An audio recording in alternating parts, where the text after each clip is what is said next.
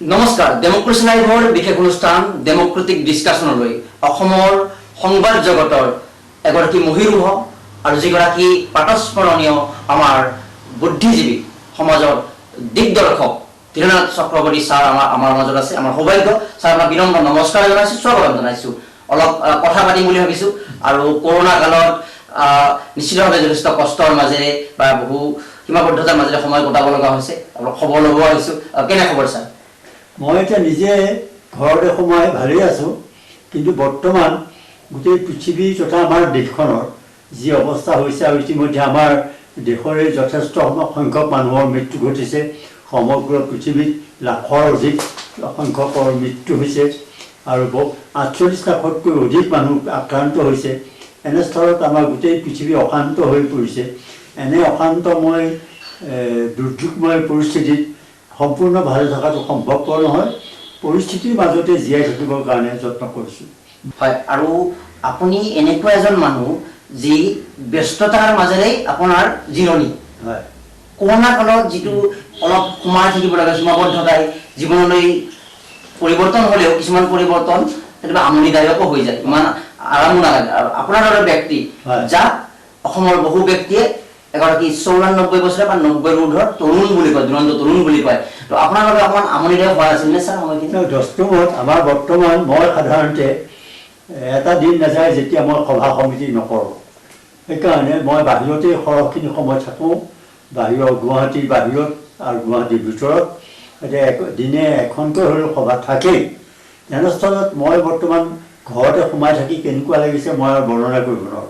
কিন্তু যিহেতু মই বাহিৰলৈ যোৱাটো অনুচিত আৰু বিশেষকৈ চৰকাৰে কোৱা মতেই আমাৰ ডক্টৰ হিমন্ত বিশ্ব শৰ্মাই ধমাধম চিঞৰিয়ে আছে যে যিমান পাৰে সাৱধান হ'ব লাগে, বেমাৰটো বিয়পাব নালাগে আৰু বেমাৰটো নিজৰ গালৈ আনিব নালাগে। এইকাৰণে এটা শুনিয়ে আছোঁ। সেইকাৰণে মই বেমাৰটো বিয়পাব নালাগিবৰ কাৰণে আৰু মোৰ গাত বেমাৰটো কঢ়িয়াই নানিবৰ কাৰণে মই ঘৰতে সোমাই আছোঁ। সেইকাৰণে কি হৈছে, তেনেকুৱা পৰিস্থিতিত আৰু মইতো আৰু বহি থাকিলে নহ'ব। মই এখন বাতৰি কাকতৰ সাপ্তাহিক বাতৰি কাকতৰ মই মুখ্য সম্পাদক হিচাপে পৰিচালনা কৰোঁ।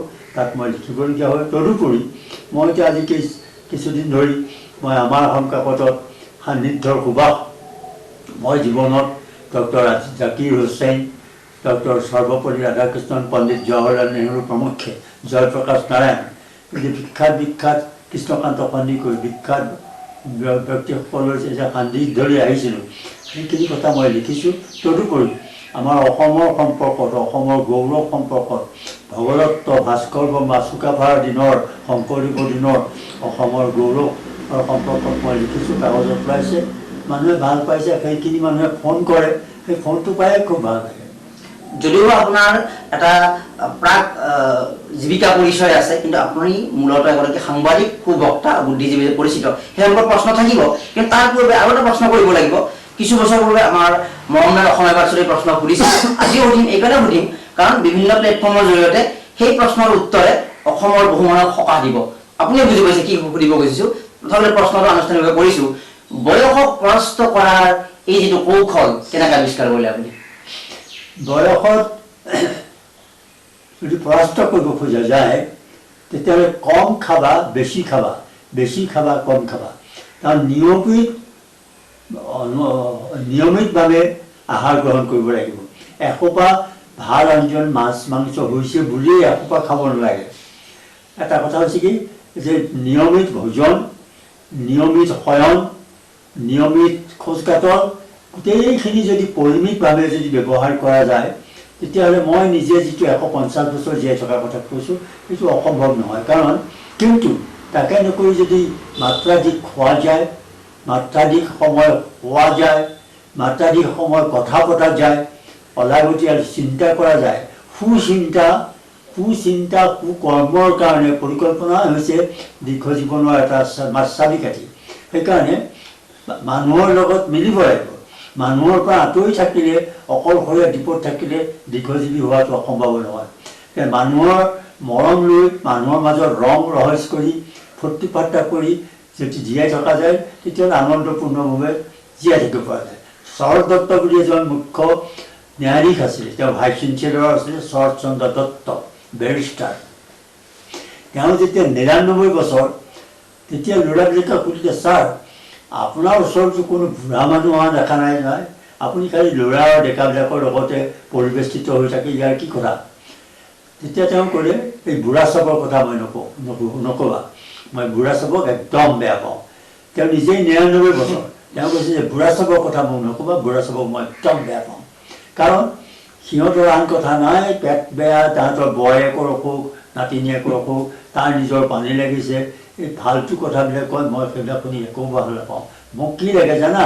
তেতিয়া গাভাস্কাৰে খেলি আছে, গাভাস্কাৰৰ লেটেষ্ট হেৰি লাগে, মোক লাগে কি মোৰ লেটেষ্ট ফিল্মৰ, তেতিয়া অশোক কুমাৰ নাই, আমাৰ বিখ্যাত এক্ট্ৰেছসকলৰ নাম কৈছিলে, তেওঁলোকৰ লেটেষ্ট ফিল্মখন লাগে। আমাৰ লেটেষ্ট যিখন ফিল্ম ওলাইছে তাৰ নায়ক নায়িকাৰ নামবিলাক মই জানো, সেইবিলাক চাবলৈ মোক লাগে। এই ফাল্টু বুঢ়া মানুহৰ কথাত মই নাই। সেইদৰে কৈ তেওঁ 99 বছৰ সুন্দৰকৈ জীয়াই আছিলে। সেইকাৰণে জীৱন দীৰ্ঘ যদি কৰাৰ কাৰণে হৈছে আনন্দপূৰ্ণ জীৱন যাপন আৰু নিজকে ডেকা বুলি ভবাটো প্ৰথম কথা। নিজকে ডেকা বুলি ভাবিব লাগিব, নিজকে বুঢ়া জঠৰ বুলি ভাবিব লাগিব। নতুনকৈ ছাৰ মুচ লগাইছে আপুনি? মই মানে এসময়ত দাঢ়িও ৰাখিছিলে, মোৰ তলত দাঢ়িও আছিলে, কিন্তু পিছত দেখিলোঁ কিছুমান মানুহে বিশেষকৈ গাভৰু ছোৱালীবিলাকে যেতিয়া ক'লে যে আপোনাৰ বৰ ধুনীয়া দেখুওৱা নাই, তেতিয়া মই দাঢ়ি কোনো ছোৱালী গাভৰু ছোৱালী ভাল নাপাবনে? কোনো গাভৰু ছোৱালী এই লম্বা লম্বা দাঢ়িৰে সৈতে আপোনাৰ পচন্দ নকৰে। মই সেই পিছদিনাখনেই দাঢ়ি কাটি দিলোঁ, কিন্তু ওপৰখিনি মোৰ পৌৰুষত্ব বজাই ৰাখিবৰ কাৰণে সেইখিনি ৰাখিছোঁ। আৰু আপুনি যিহেতু মূলত সাংবাদিক, বিগত সাংবাদিকতাৰ জীৱনত আপুনি বহুখিনি দিলে, আপুনি কিমান দূৰ সুখী এই সাংবাদিকতাৰ জগতখনত সাংবাদিক হিচাপে থাকি? আৰু শেহতীয়া যিটো সাংবাদিকতাৰ মানদণ্ড বা যিটো আমাৰ ডিজিটেল মাধ্যমৰ প্ৰৱেশৰ ফলত বহু সাংবাদিকৰ বিভিন্ন কথা চলি থকা যায়, আপুনি কেনেকৈ বিশ্লেষণ কৰি কি আশীৰ্বাদ, কি পৰামৰ্শ আগবঢ়াব খোজে? মই যদিও 32 বছৰ চাকৰি কৰি এজন গভৰ্ণমেণ্ট অফিচাৰ হিচাপে ভাৰত চৰকাৰ আৰু অসম চৰকাৰ, অকল মই সাধাৰণ টেবুলত কাম কৰা অফিচাৰেই নাছিলোঁ, মই এডিটৰ আছিলোঁ। গভৰ্ণমেণ্ট অফ ইণ্ডিয়াৰ যোজনা পয়োভৰাই এইবিলাক কাকতৰ মই সম্পাদক আছিলোঁ। অসমতো মই সেইদৰে বাতৰি কাকত চলাইছিলোঁ, ৰাইজৰ বাতৰি। মই নিজকে এজন অৱসৰপ্ৰাপ্ত চৰকাৰী বিষয়া বুলি নকওঁ, মই সাহিত্যিক পেঞ্চনো পাইছোঁ।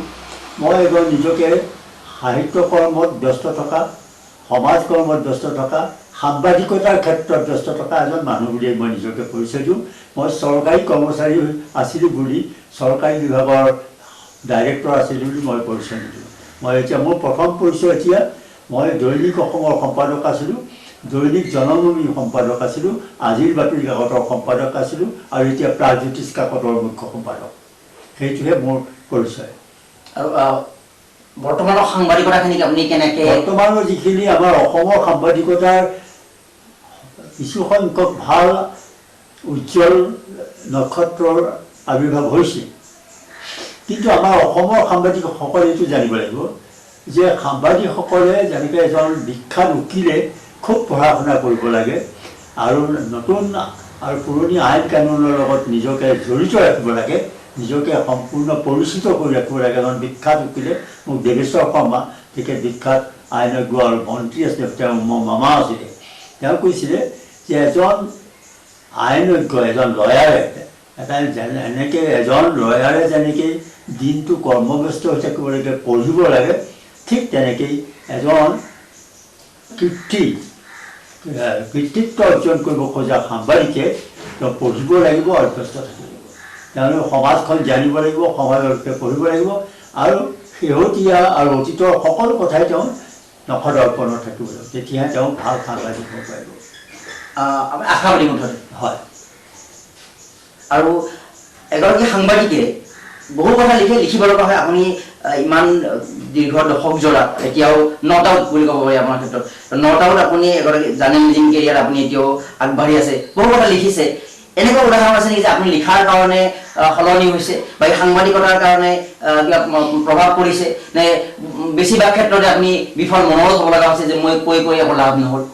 মোৰ প্ৰথম কৃতিত্ব হ'ল আলফাৰ বিৰুদ্ধে ময়েই অসমত 1991 চনৰ আগতেই ময়েই প্ৰথমত ৰণসিংহা বজাইছিলোঁ। মই মুকলি সভা যি ঠাইত আলফাই মানুহ মাৰিছিল সেই ঠাইলৈ গৈ পেলাই আলফাৰ বিৰুদ্ধে হুংকাৰ দিছিলোঁ মৰিগাঁৱত আৰু বিভিন্ন ঠাইত আমাৰ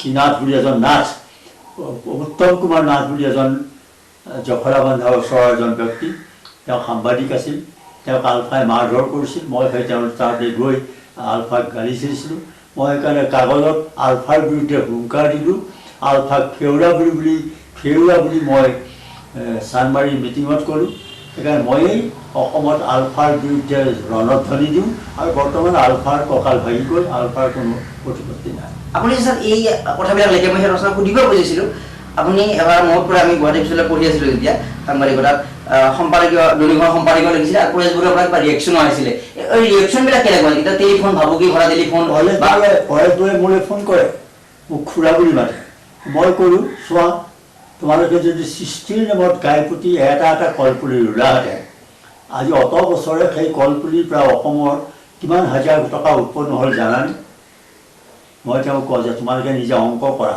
তোমালোকৰ প্ৰত্যেকজন যোদ্ধাই গাইপুতি বন্দুক বাৰুদৰ লগত কচৰত নকৰি গাইপুতি যদি এটা কলৰ পুলি ৰুলাহেঁতেন গাইপুতি দিনে নহয় বছৰীয়া এটাকৈ ৰুলাহেঁতেন আজি ইমান বছৰে তোমালোকৰ সৈন্য সামন্তই কিমান কল ৰুলে হ'লহেঁতেন আৰু সেইবিলাকৰ পুলি কিমান হ'লহেঁতেন আৰু মুঠতে কিমান কল হ'লহেঁতেন আৰু কিমান টকা উৎপন্ন হ'লহেঁতেন অংক কৰা এতিয়া সেইটো খুব জনপ্ৰিয় হৈছিলে সেইখিনি কথা আৰু সি মোক যথেষ্ট শ্ৰদ্ধা কৰে মই বিৰুদ্ধে কওঁ যদিও তেওঁ মোক বেয়া নাপায় মানে সেই এটা চিনা পৰিচয় আছে কাৰণে লিখিব সাহস পায় আপুনি সেইটোৱে মই তেওঁক কওঁ যে তোমাৰ বিৰুদ্ধে মোৰ ব্যক্তিগত কোনো অভিযোগ নাই তোমাৰ পন্থা ভুল হৈছে তুমি ঘূৰি আহা মই তোমাক সাৱটি ল'ম আৰু তুমি যি পৰ্যন্ত অসমৰ বিৰুদ্ধে ভাৰতৰ বিৰুদ্ধে যুদ্ধ ঘোষণা কৰিবা মই তোমাৰ লগত নাই হয় আৰু যেহেতু আমি সামৰণি মাৰি আমি অতি গুৰুত্বপূৰ্ণ কথাৰে এখন দেশ এখন সমাজ চালিত হয় গণতান্ত্ৰিক ব্যৱস্থা চৰকাৰ আৰু চৰকাৰ চলাই কিছুমান দলে অসমত যি আঞ্চলিকতাবাদৰ বিভিন্ন কথা কৈ থকা হৈছে আপোনাৰ চকুৰ আগতেতো বহু দলৰ জন্ম হ'ল বহু বিশ্বাসঘাতকতা হ'ল বহু উত্থান পতন হ'ল আকৌ একেখন মঞ্চৰ পৰা দল গঠন কৰা হৈছে আঞ্চলিকতাবাদৰ কুচকাৱাজ কৰা হৈছে আপুনি আঞ্চলিকতাবাদত বিশ্বাসী উন্নয়নত বিশ্বাসী ৰাষ্ট্ৰীয়তাবাদত বিশ্বাসী নে এই কথাবিলাক কেৱল মোক শাসন দিয়া মই পৰিৱৰ্তন কৰিম কেৱল গাড়ী দখলৰ যুঁজ অসমত আঞ্চলিকতাবাদৰ যিটো দৰ্শন তাৰ প্ৰাসংগিকতা নাই বুলি মই নকওঁ আঞ্চলিকতাবাদৰ প্ৰাসংগিকতা আছে কিন্তু বৰ্তমান অসমৰ যি সুদক্ষ জনতা দলৰ ভাৰতীয় জনতা দলৰ কেন্দ্ৰত মোদীৰ নেতৃত্বত যি সুদক্ষতাৰে কেন্দ্ৰীয় শাসন চলিছে অসমতো সেইদৰে হিমন্ত আৰু সৰ্বানন্দ সোণোৱালৰ নেতৃত্বত যি ধৰণে চলিছে ইয়াত কোনো আপত্তি কৰিবলগীয়া দোষ নাই এতিয়া কংগ্ৰেছৰ যিটো শাসনত সেইটো দুঃশাসন বুলি ক'ব পাৰি দুঃশাসনত আমাৰ যথেষ্ট ক্ষতি হ'ল আৰু কংগ্ৰেছ আৰু বিজেপিৰ বিকল্প হিচাপে যি দল গঠন কৰিব খোজা হৈছে তেওঁলোকৰ স্বভাৱ চৰিত্ৰ আৰু মানুহখিনিৰ স্বভাৱ চৰিত্ৰৰ মই কোনো ধৰণৰ আশা কৰোঁ বুলি নাভাবোঁ সেইকাৰণে বৰ্তমান যি এটা নতুন সংগঠনৰ যুঁজাও কৰা হৈছে সেই সংগঠনে কোনো শুভবাৰ্তা আনিব বুলি মই আশা নকৰোঁ বৰ্তমানে মই যিটো দেখিছোঁ যে বৰ্তমান নৰেন্দ্ৰ মোদী চৰকাৰৰ এটা কথা যে কোনেও দুৰ্নীতিৰ সম্পৰ্কে তেওঁৰ বিৰুদ্ধে কোনেও অভিপ্ৰায় নকৰে নৰেন্দ্ৰ মোদী সম্পূৰ্ণ দুৰ্নীতিৰ পৰা মুক্ত সৰ্বানন্দ সোণোৱাল সম্পূৰ্ণ দুৰ্নীতিৰ পৰা মুক্ত সেই ক্ষেত্ৰত আমাৰ অসমৰ চৰকাৰ কেন্দ্ৰীয় চৰকাৰ সম্পৰ্কে কাৰো অভিযোগ নাই স্যাৰ দুৰ্নীতি নকৰা মানেতো সফলতা হ'ব নোৱাৰে কাৰণ আমি কৃষকক লৈ বিভিন্ন দেখিছোঁ তেওঁ কেন্দ্ৰীয় মন্ত্ৰীয়ে পদত্যাগ কৰিব লগা হৈছে স্যাৰ দুৰ্নীতি নকৰা মানে সফলতা বুজাব পাৰে নেকি কাৰণ আমি দেখিছিলোঁ যে অসমতো ভূমিধৰ বৰ্মন স্বাস্থ্যমন্ত্ৰী আছিলে তেওঁ বেছি দুৰ্নীতি পৰায়ণ নাছিল বা তেনেকুৱা নাছিল কিন্তু স্বাস্থ্য কৰি একো কাম হোৱা নাছিলে পৰৱৰ্তীত যথেষ্ট কাম হৈছিলে এতিয়া মোৰ প্ৰশ্নটো এইটো যে কৃষকক লৈ কৃষকৰ আত্মহত্যা বিভিন্ন ঘটনাক লৈ মূল্য বৃদ্ধিক লৈ সাম্প্ৰদায়িকৰণক লৈ বিভিন্ন ঘটনাক লৈ যথেষ্ট উত্তাপ হৈ আছে কাক লৈ তো এই কথাবিলাকে এখন চৰকাৰৰ সফলতাৰ ক্ষেত্ৰত বাধা নহয়নে এইবিলাক নে আপুনি কথাবিলাক বেলেগকৈ বিশ্লেষণ কৰিছে দুৰ্নীতিটো অকল চৰকাৰী সৃষ্টি নকৰে দুৰ্নীতিৰ কাৰণে ৰাইজ দায়ী ৰাইজো মুক্ত নহয় সেইকাৰণে যি পৰ্যন্ত ৰাইজ দুৰ্নীতি সম্পৰ্কে সজাগ হোৱাৰ লগতে দুৰ্নীতিৰ বিৰুদ্ধে কৰিব হেল্ল'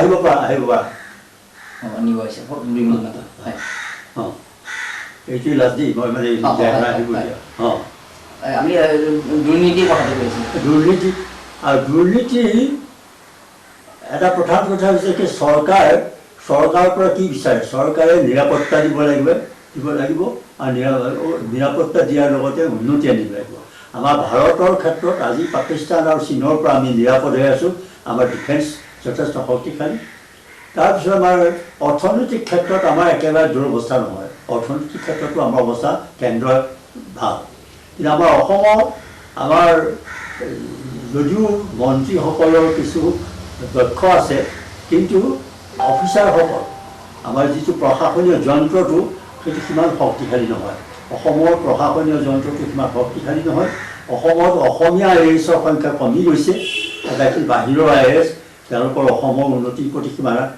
আকাংক্ষা বা ধাউতি নাই প্ৰথম কথা হ'ল যে আমাৰ অসমীয়া ল'ৰাই কমপ্লিট কৰিব লাগিব AS পাব লাগিব অসম চৰকাৰখন চলাব লাগিব সেইখিনি এতিয়া অসমৰ চৰকাৰ চলোৱা অসমীয়া অফিচাৰ AS অফিচাৰ এজন বা দুজন আছে তাত কিছু নাই মুখ্য সচিবজন মাত্ৰ আছে কিন্তু তলত যিখিনি সৰহখিনি সময় 90%এই বাহিৰৰ মানুহ সেইকাৰণে আজি আমাৰ বৰ্তমান যিটো পৰিস্থিতি সেইটোত অকল দুৰ্নীতিয়েই নহয় আমাক যিটো সকলো ক্ষেত্ৰতেই পিয়নৰ পৰা আৰম্ভ কৰি সকলো পৰ্যায়তে মানুহখিনি প্ৰডাক্টিভ হ'ব লাগিব এতিয়া প্ৰডাক্টিভ হোৱা নাই প্ৰডাক্টিভ নহ'লে অকল আৰু চৰকাৰখনকে দায়ী থাকিলেই নহ'ব নেশ্যনেল কনচিয়াছনেছ জাগিব লাগিব শেষ প্ৰশ্ন আমি দুৰ্নীতি এটা অন্য অধ্যায় এইটো এটা বিভিন্ন তদন্ত বা বিভিন্ন কথা আমি এটা ইস্যু কৰি ইমান দীঘলীয়াকৈ সুধিব নোখোজোঁ যে 14ৰ পৰা এতিয়ালৈকে বিজেপিৰ শাসন বা আমাৰ অসমত যোৱা 5 বছৰীয়া শাসনত কোনটো বিষয়ত অভাৰঅল সুধিছোঁ যিখিনি নীতি গ্ৰহণ কৰা হৈছে 14ৰ পৰা এতিয়ালৈকে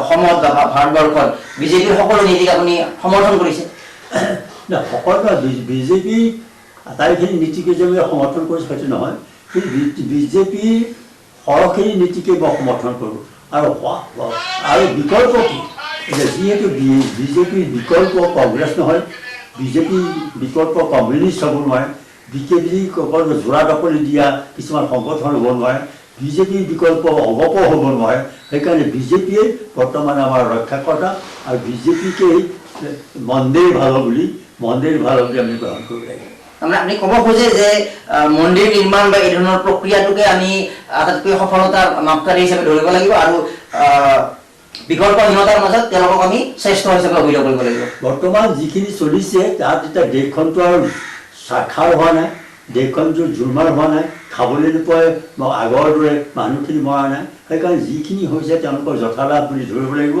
আৰু সেইখিনিকেই গত্যন্তৰ নাই বুলিয়েই আমি সেই চৰকাৰৰ লগত থাকিব লাগিব আৰু আপোনাৰ যদি যুৱ অৱস্থাৰ যিখন অসম আছিলে আজি 94 ইয়াৰ্ছৰ যিখন সময়ৰ যিখন অসম তফাত যথেষ্ট দেখিছে আপুনি আগৰ দিনৰ মানুহবিলাকৰ সৰলতা আৰু দেশৰ প্ৰেমটো আজিকালি মানুহবিলাক সৰহখিনি হ'ল স্বাৰ্থপৰ আগৰ দিনৰ অফিচাৰবিলাকৰ কেৰাণীয়ে হওক বা অফিচাৰেই হওক আগৰ দিনৰ মানুহবিলাকৰ 90% সৎ আছিলে এতিয়া 10% সৎ 90% অসৎ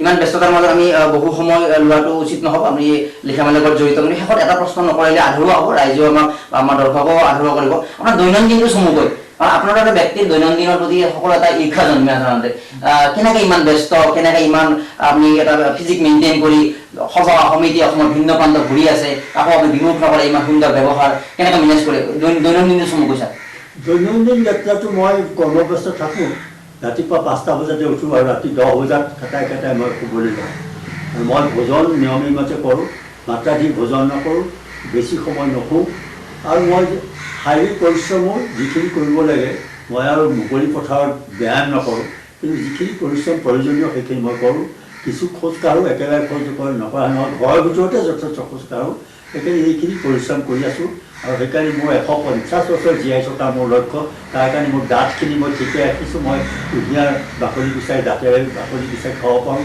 মোৰ দিগদাৰ নাই সেইকাৰণে দাঁত মোৰ যিহেতু ঠিক আছে পেট মোৰ যিহেতু ঠিক আছে মোৰ প্ৰেছাৰ যিহেতু ঠিক আছে চকু মই চশমা লওঁ যদি মই চশমা নোহোৱাকৈও বাতৰি কাকত পঢ়িব পাৰোঁ তেনেস্থলত মই ভাবোঁ যে মই ঠিকে আছোঁ চলাম ডক্টৰৰ নিয়মীয়াকৈ ভিজিট কৰে নেকি আপুনি ডক্টৰৰ লগত নিয়মীয়া পৰামৰ্শ লৈ থাকে ডক্টৰৰ লগত মানে যেতিয়া মোৰ আৰু প্ৰেছাৰ বাঢ়ে বুলি ভাবোঁ তেতিয়া মানে ডাক্তৰ লওঁ এতিয়া আৰু মোৰ অন্য ডাক্তৰৰ লগত আলোচনা কৰিবলগীয়া নাই হয় এয়া আছিলে আমাৰ মাজত অসমৰ আদৰ্শ ব্যক্তিত্ব অসমৰ প্ৰশংসনীয় ব্যক্তিত্ব অসমৰ পূজনীয় ব্যক্তিত্ব ধীৰেন্দ্ৰনাথ চক্ৰৱৰ্তী ছাৰ আমাৰ সৌভাগ্য যে এইখিনি মূল্যৱান সময় তেওঁৰ দৰে ব্যক্তিৰ ব্যস্ততাৰ মাজত অলপ সময় আমি ৰেকৰ্ডিঙলৈ পোৱাটো আমাৰ বাবে সৌভাগ্য তেওঁৰ আমি স্বাস্থ্যৰ উজ্জ্বলতাৰ আৰু যদি সময় আৰু অধিক কামনা কৰিছোঁ 150ৰ তেওঁৰ যি লক্ষ্য এই লক্ষ্য নিশ্চিতভাৱে পূৰণ হ'ব লাগিব আৰু আমি এই ভিডিঅ'ৰ পৰা চালেই নহ'ব এই ভিডিঅ' কেৱল শ্বেয়াৰ কৰিলে নহ'ব ছাৰে যিখিনি কথা কৈছে আমাৰ ভিডিঅ'ৰ সাক্ষাৎকাৰ লোৱাৰ মূল কথা এইটোৱে আছিল আমি ৰাজনীতি প্ৰশ্ন কৰিছোঁ সাহিত্যিক প্ৰশ্ন কৰিছোঁ বা সাংবাদিকতা প্ৰশ্ন কৰিছোঁ কিন্তু তেওঁ যিটো আদৰ্শ এই আদৰ্শটো আপুনি বাস্তৱত প্ৰয়োগ কৰিব লাগিব তেতিয়াহে এই ছাৰৰ এই মূল্যৱান কথাবিলাকৰ গুৰুত্ব থাকিব ধন্যবাদ Welcome to Anandaram Borua Academy Degree College, Patsala, Borpeta, Assam, affiliated to Boruland University. ARBA Degree College is a well-known prestigious academic institution where you can make your ambitions a reality. With a range of undergraduate BA, BSc and postgraduate MA, MSc courses in physics, chemistry, botany, zoology, English, Assamese education and political science. Admission is going on. To know more about the courses and admission procedure, please visit our website www.arba.in or call us on 94351 23646 and 6000163376 and 99540 39329 and 9954770328.